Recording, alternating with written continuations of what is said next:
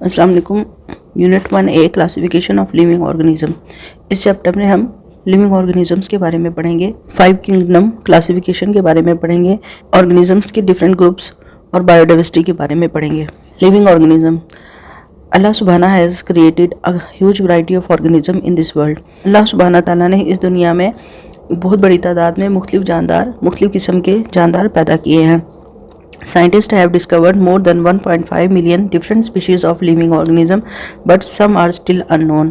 साइंसदानों ने इस वक्त तकरीबन 15 लाख मुख्तलिफ किस्म के जानदारों को पहचाना है, उनको डिस्कवर किया है, लेकिन अभी भी बहुत सारे ऐसे हैं जिनको कोई नहीं जानता। They live in different places, eat different kinds of foods and move differently. ये मुख्तलिफ जगहों पर रहते हैं, मुख्तलिफ किस्म की खुराक खाते हैं और मुख्तलिफ तरीके से आगे हरकत करते हैं। Hence they are different from each other in their structure as well as behavior. यकीनन ये एक दूसरे से अपनी साख्त के हिसाब से और अपने तरीका ज़िंदगी के हिसाब से मुख्तलिफ हैं। In order to understand their structure and behavior, scientists have categorized living things on the basis of their characteristics. इन मुख्तलिफ किस्म के जानदारों को समझने के लिए, इनकी साख्त को समझने के लिए और इनका तरीका ज़िंदगी समझने के लिए, ज़िंदगी को गुजारने के तरीके को समझने के लिए साइंसदानों ने इन जिंदा जानदारों को मुख्तलिफ किस्म के ग्रोहों में तकसीम कर दिया है इनकी खसूसियात की बुनियाद पर। This is called classification. ये जो तरीका है जिसमें मुख्तलिफ जानदारों को उनकी एक जैसी खसूसियात या मुख्तलिफ खसूसियात की बुनियाद पर मुख्तलिफ ग्रोहों में तकसीम किया जाए, इसको कहते हैं क्लासिफिकेशन। क्लास 4 में भी हमने क्लासिफिकेशन के बारे में पढ़ा था। क्लासिफिकेशन क्या है? Arrangements of different organisms in different groups on the basis of their characteristics. Now what is classification? Classification is a method used by scientists to order living organisms into different groups. Classification वो तरीका है जिसको साइंसदान इस्तेमाल करते हैं ताकि वो जिंदा जानदारों को मुख्तलिफ किस्म के ग्रुपों में तकसीम कर सकें। Therefore scientists made a key to identify organisms and group they belong to. इसीलिए साइंसदानों ने मुख्तलिफ किस्म की पहचान बनाई है, मुख्तलिफ किस्म की पहचान के तरीके बनाए हैं ताकि वो जानदारों को और जिस ग्रुप से ये ताल्लुक़ रखते हैं उनको पहचान सकें। की कहते हैं ऐसी कोई निशानी बनाना। मिसाल के तौर पर हम अगर कहते हैं कि ये एक पौधा है तो हम किस बुनियाद पर कहते हैं? हम उसकी खसूसियात देखते हैं कि वो हरे रंग का है, वो खुराक खुद तैयार कर रहा है, वो एक जगह साकिन है, वो हरकत नहीं कर रहा लेकिन वो ज़िंदा है। तो ये जो निशानियां हमने अभी देखी ये सिर्फ पौधों के लिए हैं, तो इन निशानियों को हम की कहेंगे। जहाँ पर भी हम इन खसूसियात को इस्तेमाल करेंगे जिससे हम उस पौधे को पहचान सकें, हम पौधे की पहचान कर सकें, तो वो सब की कहलाएंगी। इसी तरह अगर जानदार है और वो चल रहा है, फिर रहा है और वो खुराक पौधों से हासिल कर रहा है, वो हरकत कर रहा है, वो सांस ले रहा है, तो हम कहते हैं ये जानवर है, यानी कि एनिमल्स हैं। तो वो खसूसियात जिनको हमने इस्तेमाल करते हुए एनिमल्स को पहचान लिया, एनिमल्स को प्लांट्स से अलग कर दिया या प्लांट्स को एनिमल्स से अलग कर दिया, तो ये हमारे पास कीज़ हैं, ये हमारे पास पहचान के तरीके हैं। The key is called the classification की। ये जो निशानियां हमने इस्तेमाल की हैं जिससे हम पहचान कर सकते हैं, इनको हम कहते हैं क्लासिफिकेशन की, यानी कि ग्रुप बंदी के लिए इस्तेमाल होने वाली निशानियां। It is based on similarities and dissimilarities of the organism. ये जो कीज़ हैं ये किस बुनियाद पर बनाई जाती हैं, यानी ग्रुपों में तकसीम करने के लिए किस तरह हम निशानियां बनाते हैं। जानदारों की जो खसूसियात एक दूसरे से मिलती हैं हम उनको इस्तेमाल करते हैं, और जो खसूसियात एक दूसरे से नहीं मिलती हम उनको इस्तेमाल करते हैं, और इस तरह हम मुख्तलिफ जानदारों को मुख्तलिफ ग्रुपों में या ग्रोहों में तकसीम कर देते हैं। Now what is importance of classification? Classification क्यों ज़रूरी है? अगर सभी जानदार एक ही ग्रुप में, एक ही ग्रोह में रखे जाएं, मिसाल के तौर पर अगर पौधे और जानवर सब एक ही ग्रोह में रखे जाएं और आपको सिर्फ दिखाया ना जाए और सिर्फ बताया जाए कि एक जगह पर जानदार मौजूद हैं, तो आप कैसे बताएंगे कि ये जानदार कौन सा है? क्योंकि हमारी ज़मीन पर तकरीबन 15 लाख ऐसे जानदार हैं जिनको हम अब तक पहचान चुके हैं। 15 लाख जानदारों को हम एक ही तरह या एक ही नाम से तो नहीं पुकार सकते, इसलिए इनको मुख्तलिफ तरीके से मुख्तलिफ नाम देना और मुख्तलिफ ग्रोहों में तकसीम करना ज़रूरी होता है। Classification is essential because it help scientist to identify group and name organism on the basis of similarities and differences found in them. दर्जाबंदी या ग्रोह बंदी एक बहुत ज़रूरी चीज़ है, क्योंकि ये साइंसदानों की मदद करती है ताकि वो किसी भी जानदार को पहचान सकें, उसको किसी ग्रोह में तकसीम कर सकें और फिर उस जानदार को नाम दे सकें इस बुनियाद पर कि उसमें कौन सी खसूसियात हैं, कौन सी खसूसियात दूसरे जानदारों से मिलती हैं और कौन सी किस ग्रोह के जानदारों से नहीं मिलती। इन खसूसियात की बुनियाद पर वो जानदारों की पहचान करते हैं और फिर उनको मुख्तलिफ ग्रोहों में रखते हैं और उसके ग्रोहों के मुताबिक उन जानदारों को नाम भी देते हैं। It also help in understanding the relationship among different groups of organism. ग्रोह बंदी हमारी मदद करती है ताकि हम जानदारों के एक दूसरे के साथ ताल्लुक़ को पहचान सकें, किस ग्रोह के जानदारों का दूसरे ग्रोह के जानदारों के साथ जो ताल्लुक़ है हम उसको भी पहचान सकें। 5 किंगडम क्लासिफिकेशन, ये दर्जा बंदी या ग्रोह बंदी का एक तरीका है। इस तरीका के मुताबिक अब तक ज़मीन पर जितने भी जिंदा जानदार उन सबको 5 बड़े ग्रुपों में 5 बड़े ग्रोहों में तकसीम कर दिया है और हर एक ग्रोह को या हर एक ग्रुप को हम किंगडम का नाम देते हैं। According to this systematic method, scientists classify living things into 5 main groups called kingdom. इस मुनज़्ज़म तरीक़ाकार में साइंसदान जिंदा जानदारों को 5 बड़े ग्रोहों में तकसीम करते हैं और हर एक ग्रोह को हम किंगडम का नाम देते हैं। This classification is comprised of 5 kingdom which are given below along with examples of living organism that belong to this kingdom. इस तरह की दर्जाबंदी या ग्रुप बंदी में 5 बड़े ग्रुप बनाए गए हैं जिनको हम किंगडम कह रहे हैं, जो आपको यहाँ पर दिखाए गए हैं।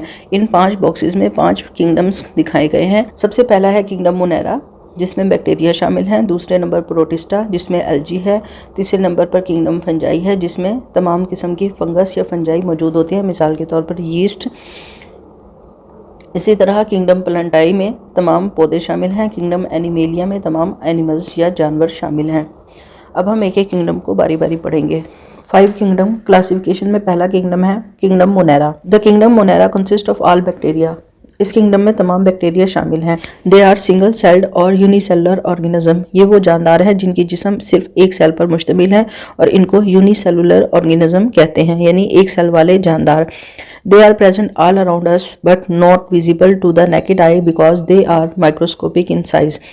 ये हमारे इर्द गिर्द तकरीबन हर जगह पर मौजूद है, लेकिन हम इनको आम आंख से नहीं देख सकते क्योंकि ये बहुत छोटे होते हैं साइज में, सिर्फ माइक्रोस्कोप से ये आपको नजर आते हैं। Like plants some bacteria can make their own foods. पौधों की तरह कुछ बैक्टीरिया अपनी खुराक खुद तैयार कर लेते हैं। At the same time some depends on the others and live in the bodies of other living organisms or dead bodies. जबकि इनके अलावा कुछ बैक्टीरिया ऐसे हैं जो कि दूसरे जिंदा जानदारों से या फिर मुर्दा जानदारों के अजसाम से अपनी खुराक हासिल करते हैं। They are dependent on other organism in 2 way. ये जो बैक्टीरिया दूसरे जिंदा जानदारों से अपनी खुराक हासिल करते हैं, ये 2 तरीके से दूसरे जानदारों पर इन्हसार करते हैं।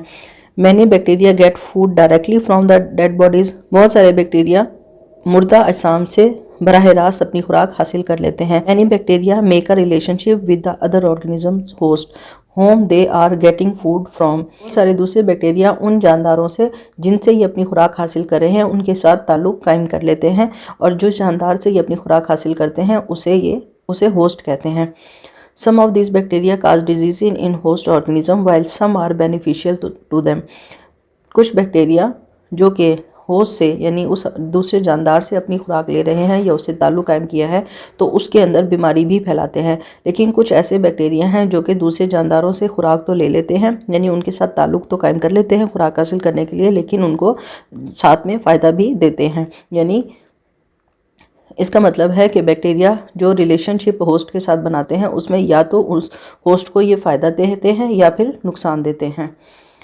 Some are neither useful nor harmful to these organism. और फिर तीसरी किस्म कौन से बैक्टीरिया की है, वो बैक्टीरिया जो ना तो नुकसान देते हैं ना ही कोई फ़ायदा देते हैं उस होस्ट को या उस ऑर्गेनिज्म को जिससे ये खुराक ले रहे हैं। Kingdom protista.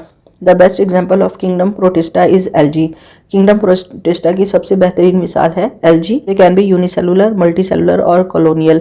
ये एक सेल पर मुश्तमिल भी हो सकते हैं, एक से ज़्यादा सेलों पर भी मुश्तमिल हो सकते हैं, या कॉलोनी की सूरत में रह सकते हैं। कॉलोनी इस तरह के अजसाम होते हैं जो मुख्तलिफ जानदार इकट्ठे मिलकर एक ज़िंदगी गुजारते हैं जिसमें एक जानदार दूसरे जानदार की ज़िंदगी में उसकी मदद देता है, लेकिन होते वो अलग हैं और रहते इकट्ठे हैं।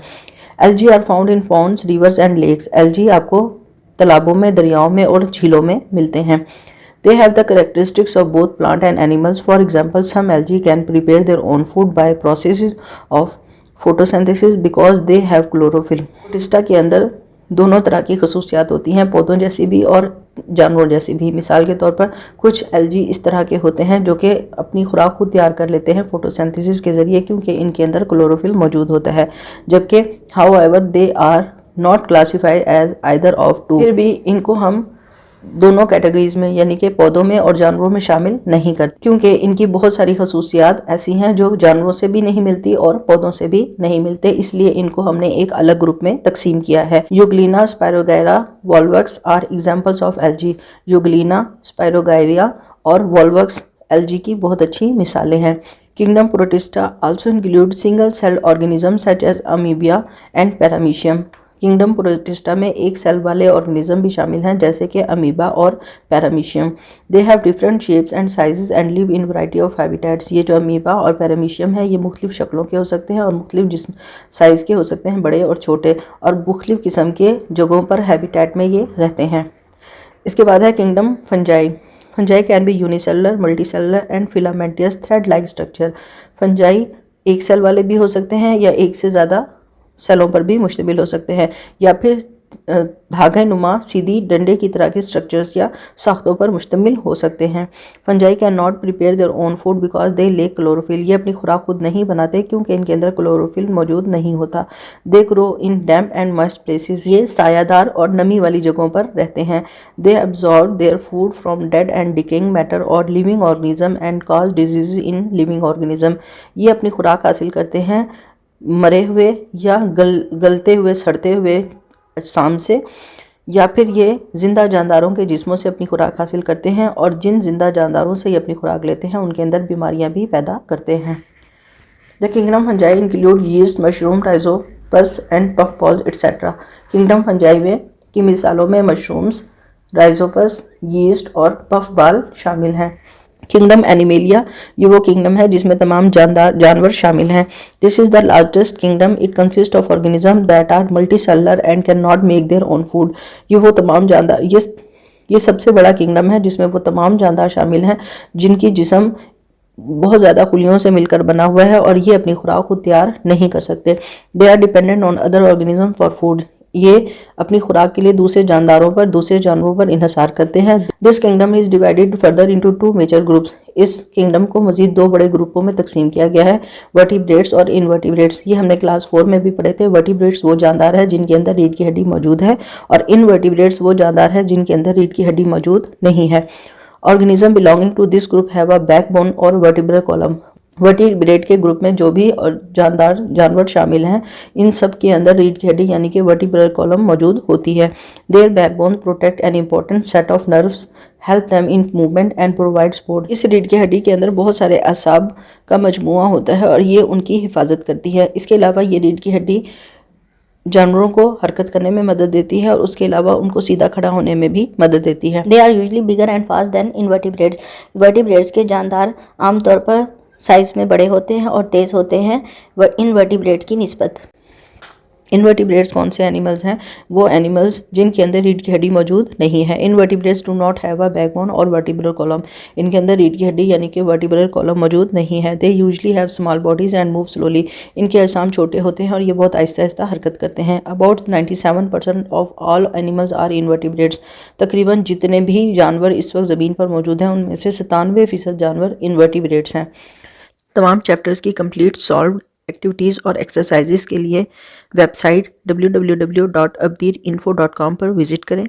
किसी भी क्लास के साइंस या बायोलॉजी के लेक्चर्स हासिल करने के लिए चैनल को सब्सक्राइब करें और कमेंट बॉक्स में डिमांड लिखकर मैसेज करें।